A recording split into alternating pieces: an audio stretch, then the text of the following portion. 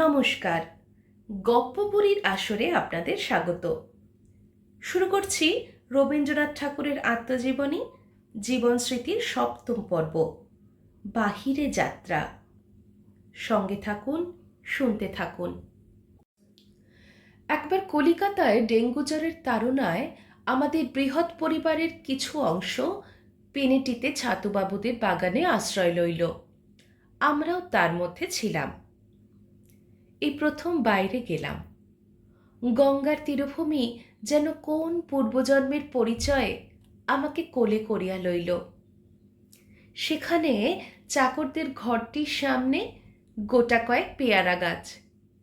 সেই ছায়াতলে বারান্দায় বসিয়া সেই পেয়ারা বনের অন্তরাল দিয়া গঙ্গার ধারার দিকে চাহিয়া আমার দিন কাটিত। প্রত্যহ প্রভাতে ঘুম হইতে উঠিবা মাত্র আমার কেমন মনে হইত যেন দিনটাকে একখানি সোনালি পার দেওয়া নতুন চিঠির মতো পাইলাম। লিফাফা খুলিয়া ফেলিলে যেন কি এক অপূর্ব খবর পাওয়া যাইবে। পাছে একটুও লোকসান হয়, এই আগ্রহে তাড়াতাড়ি মুখ ধুইয়া বাইরে আসিয়া চৌকি লইয়া বসিতাম।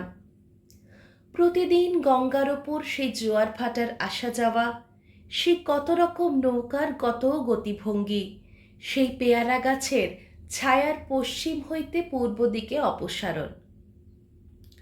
একদিন সকাল হইতে মেঘ করিয়া আসে, ওপারের গাছগুলি কালো, নদীর ওপর কালো ছায়া।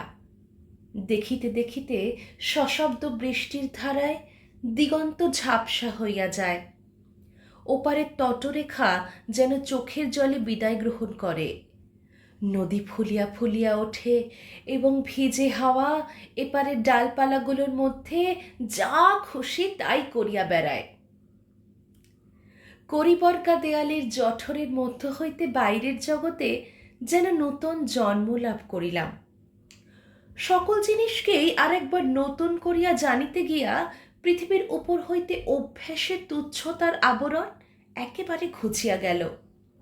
সকালবেলায় এখগুড় দিয়া যে বাসি লুচি খাইতাম, নিশ্চয়ই স্বর্গলোকে ইন্দ্র যে অমৃত খাইয়া থাকে তার সঙ্গে এর স্বাদের বিশেষ কিছু পার্থক্য নাই। কারণ অমৃত জিনিসটা রসের মধ্যে নাই, রসবোধের মধ্যেই আছে। এই জন্য যারা সেটাকে খোঁজে তারা সেটাকে পায়ই না। যেখানে আমরা বসিতাম তাহার পিছনে প্রাচীর দেয়া ঘেরা ঘাট বাঁধানো এক খিড়কির পুকুর। ঘাটের পাশেই একটা মস্ত জামরুল গাছ। চারিধারেই বড় বড় ফলের গাছ ঘন হইয়া দাঁড়াইয়া ছায়ার আড়ালে পুষ্করিণীর আব্র রচনা করিয়াছে। সম্মুখের উদয় গঙ্গার তীরের সঙ্গে এর কতই তফাত। এ যেন ঘরের বধূ, কোণের আড়ালে নিজের হাতের লতাপাতা আঁকা সবুজ রঙের কাঁথাটি মেলিয়া দিয়া মধ্যাহ্নের নিভৃত অবকাশে মনের কথাটিকে মৃদু গুঞ্জনে ব্যক্ত করিতেছে। সেই মধ্যাহ্নেই অনেক দিন জামরুল গাছের ছায়ায় ঘাটে একলা বসিয়া পুকুরের গভীর তলাটার মধ্যে যক্ষপুরীর ভয়ের রাজ্য কল্পনা করিয়াছি। বাংলাদেশের পাড়াগাটাকে ভালো করিবা দেখাবার জন্য অনেক দিন হইতে মনে আমার ঔৎসুক্য ছিল। গ্রামের ঘর বস্তি, চণ্ডীমণ্ডপ, রাস্তাঘাট, হাটমাঠ, জীবনযাত্রার কল্পনা আমার হৃদয়কে অত্যন্ত টানিত। সেই পাড়াগা এই গঙ্গা তীরের বাগানের ঠিক পশ্চাতেই ছিল, কিন্তু সেখানে আমাদের যাওয়া নিষেধ। আমরা বাইরে আসিয়াছি, কিন্তু স্বাধীনতা পাই নাই। ছিলাম খাঁচায়, এখন বসিয়াছি দাঁড়ে, কিন্তু পায়ের শিকল কাটিল না। একদিন আমার অভিভাবকের মধ্যে দুইজনে সকালে পাড়ায় বেড়াইতে গেছিলেন। আমি কৌতূহল সামলাইতে না পারিয়া তাদের অগোচরে পিছন পিছন কিছু দূর গিয়েছিলাম।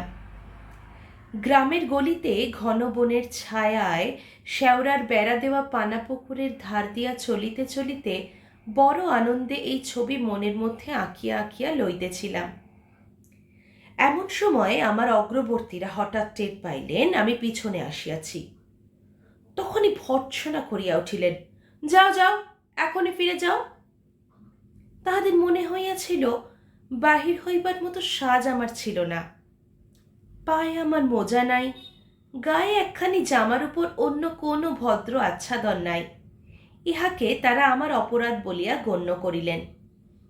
কিন্তু মোজা এবং পোশাক পরিচ্ছদের ওপর কোনো উপসর্গই আমার ছিল না। সুতরাং কেবল সেই দিন যে হতাশ হইয়া আমাকে ফিরিতে হইল তা নয়, ত্রুটি সংশোধন করিবার ভবিষ্যতে আর একদিনও বাহির হইবার উপায় রইল না। সেই পিছনে আমার বাধা রহিল, কিন্তু গঙ্গা সম্মুখ হইতে আমার সমস্ত বন্ধন হরণ করিয়া লইলেন। পালতোলা নৌকায় যখন তখন আমার মন বিনা ভাড়ার সহারি হইয়া বসিত, এবং যেসব দেশে যাত্রা করিতে বাহির হইত, ভূগোলে আজ পর্যন্ত তাহাদের কোনো পরিচয় পাওয়া যায় নাই। সে হয়তো আজ 40 বছরের কথা। তারপরে সেই বাগানের পুষ্পিত চাঁপাতলার স্নানের ঘাটে আর একদিনের জন্যেও পদার্পণ করি নাই। সেই গাছপালা বাড়িঘর নিশ্চয়ই এখনো আছে, কিন্তু জানি সেই বাগানটা আর নেই। কেননা বাগান তো গাছপালা দিয়েই তৈরি হয়। একটি বালকের নববিস্ময়ের আনন্দ দিয়ে গড়া সেই নববিস্ময়টি এখন কোথায় পাওয়া যাইবে? জোড়াসাঁকোর বাড়িতে আবার ফিরিলাম। আমার দিনগুলি নর্মাল স্কুলের হাঁ করা মুখবিবরের মধ্যে তাহার প্রাত্যহিক বরাদ্ধ গ্রাসপিণ্ডের মতো প্রবেশ করিতে লাগিল। শুনছিলেন রবীন্দ্রনাথ ঠাকুরের জীবন স্মৃতি।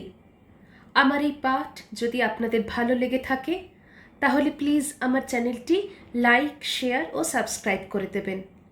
আজ আসি, দেখা হচ্ছে আগামী পর্বে। নমস্কার।